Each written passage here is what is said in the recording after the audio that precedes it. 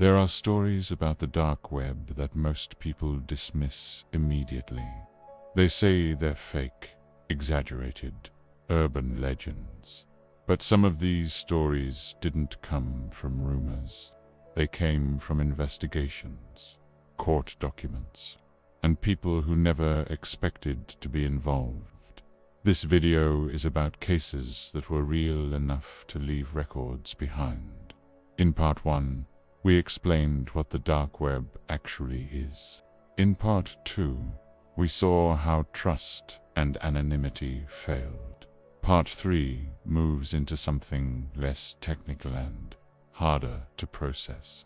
Not myths presented as truth, but truth that started as rumors. You've probably heard of red rooms, live-streamed torture, pay-per-view violence, hidden on the dark web. Here's the documented reality. No verified red room has ever been proven to exist. Most were scams, fake videos, looped recordings designed to scare people into paying. But dismissing the entire idea would be a mistake. The reason red room stories survived wasn't evidence. It was psychology. Fear spreads faster when the system is invisible, the platform feels lawless, and verification is impossible. People didn't believe because it was true. They believed because it could have been. While red rooms were mostly fiction, other cases were not. Some forums were linked to organized abuse networks, illegal marketplaces beyond drugs, coordination spaces for real-world crimes. These weren't flashy websites. They looked boring, text-heavy, almost empty. And that's what made them effective. Most people imagine dark web users as extreme. That's not what investigations showed. In many documented cases, the pattern looked disturbingly ordinary. It started with reading, then commenting, then returning. Nothing felt shocking at first. Forums don't push people forward. They wait. Over time, exposure changes perception. What once caused discomfort becomes familiar.